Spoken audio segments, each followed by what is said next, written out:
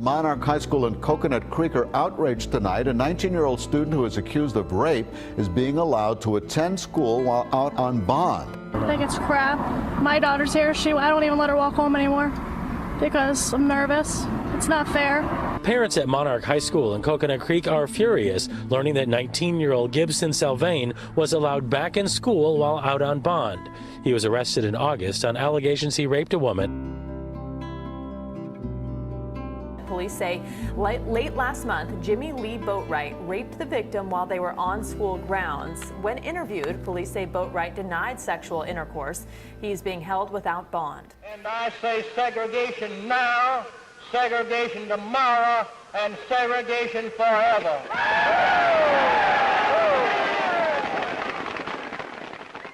Let's just say that black kids are not taught about racism in the way that white kids are taught about racism. It was all too many times I heard white boy, cracker, honky just on a daily basis, and nobody said anything about it. There are about 1 million acts of violent black-white crime in a given year. And by violent, I mean rape, murder, robbery with aggravated manslaughter. He says, well, I'm going to kill your baby. And I said, please don't kill my baby. Then he shot my baby right in the head. Because every other white kid I know that went to a black school had an horrific, violent experience. This group of 32 people targeted only certain people to allegedly beat up and rob. Primary focus was on white males. The victim is white.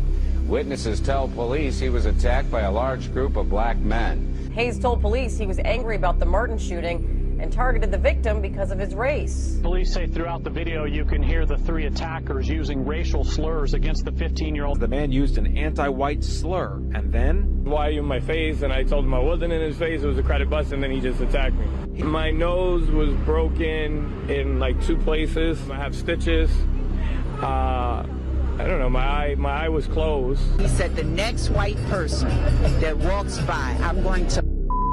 And before he could finish, his fist went in and the man's head bobbed and he hit the ground and you could hear his skull hitting the ground. I've been hit by a fishing pole, I've been kicked, I've been punched, I've been thrown into a bush because I'm white. Now he says he was held down to the ground right here. He says one suspect was kicking him, another pressed a gun to his head, and they say he deserved to be beat because he was white. Douglas slammed her car door on her leg nearly a dozen times before he punched her in the face and neck. And he said he hated whites and he was going to kill my white ass. Meehan says kids at his new school, including one involved in the attack, treated him badly for a time because he was white, leading his family to believe. I do kind of think it was racist. I think if he would have been black, I don't think he would have got beat up like that.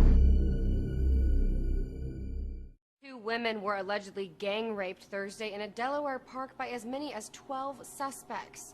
The suspects have been described by police as black males, all believed to be teenagers. Search for a suspect after the brutal attack on a young woman at a Lakewood convenience store. And what set this off?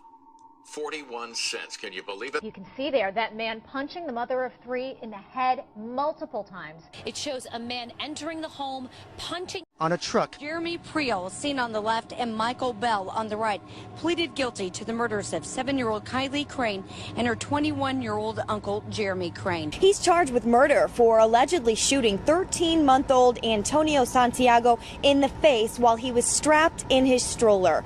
Police say the baby's mother, Sherry West, was walking her baby not far from their Brunswick home. Morgan says she was first punched and attacked on a school bus by one of 2 boys who wanted her as a girlfriend.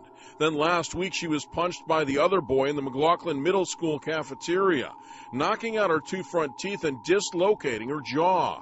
Her teeth are wired in right now. After she went missing on October 20th, 3 days later, her body was found stuffed in a blue recycling bin. She had been strangled. 16-year-old Justin Robinson now admits he lured Autumn to his house. Mullane was charged with kidnapping, aggravated assault, and child abuse stemming from an incident with a toddler in Tunica County. On Friday, we told you Mullane was out on bond from assault charges in Clarksdale. He was accused of beating 77-year-old Shirley Gordon with a piece of asphalt. The man accused of murdering a Kentwood elderly couple is back in West Michigan and closer to charges that have been in the works for months. He was found guilty of attacking 101-year-old Rose Marat. Seen here, 85-year-old Solange Elize and 51-year-old Angela Kahn. The bodies of 89-year-old Arthur and 86-year-old Maxine Hodge were found stabbed and beaten in their Brookwood Drive home in Clinton. Monday, the confessed killer, Willie Williams Jr., made his initial appearance in court. The only time 76-year-old Nancy Harris asked for days off was to watch the Cowboys play. Tonight, she's in critical condition at Parkland with serious burns on her upper torso, face, and head. 37-year-old Matthew Lee Johnson is being charged. Robert Nixon early this morning. Police say he killed an 88-year-old woman at her home in Northwest Charlotte. Fulalov was found shot to death in a storage space behind her home Saturday.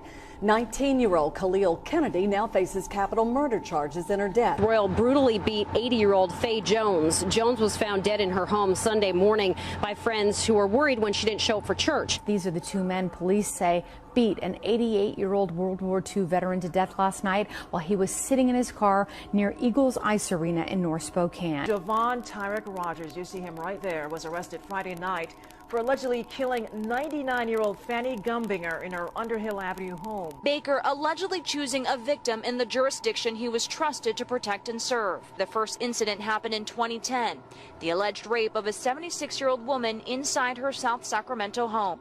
Police say the 93-year-old was sleeping when this 17-year-old kicked in her back door and raped her. A witness told police they saw him that night sweating without any shoes on. They demanded that the man withdraw money from his bank. Thomas Nedich suffers from stage 4 brain cancer and is unable to walk. An assault on Tuesday, August 2nd, of a frail 93-year-old woman. An 80-year-old woman says she was terrorized in the worst possible way. An intruder robbing her, then raping her. The surveillance video shot inside this Redford Sunoco station is just a snapshot of a teenage rampage. A plethora of young punks caught on camera talking smack and trashing the inside of the convenience store. The thieves grab sodas, candy, and other items, then quickly walk out of the convenience store without paying for a thing. They're teens, some call them thugs. They've invaded and taken over this gas station. Watch as they ransack, steal, wreak havoc with no consideration for customers. A mob took over an Exxon Tiger Mart off I-20 and Polk in Dallas. The flash mob of more than a dozen teens that stole from this Chevron back in April paved the way for several more brazen thefts, all caught on camera. A group of thugs on the attack, beating an employee within an inch of his life. This assault victim, who suffered broken bones above her right eye and a fractured nose, says she was assaulted by some of these teenage boys, shown in this deli surveillance video, filling their pockets with items they allegedly didn't pay for. According to witnesses, a large group of black teenagers rampaged through the Midway late Wednesday. Breaking news in the Crenshaw district, where a peaceful gathering in Leimert Park to protest the Zimmerman verdict is overshadowed when a group of mostly younger people starts marching that soon runs wild in the streets of South LA. The three men shoved him into a car in Senatobia, Mississippi, shouted, "This is for Trayvon," and started beating him. Early Sunday morning, this group of thugs pummeling him outside of Mount Clemens gas station, then taking off. 3 different people attacked locally, all part of one dangerous game, seen in videos from across the U.S.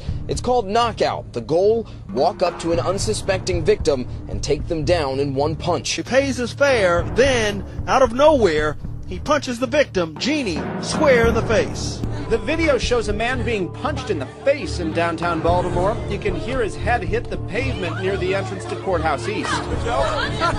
And then without a word being spoken, he just waylaid our 66-year-old victim by punching him with his fist on the right side of his face.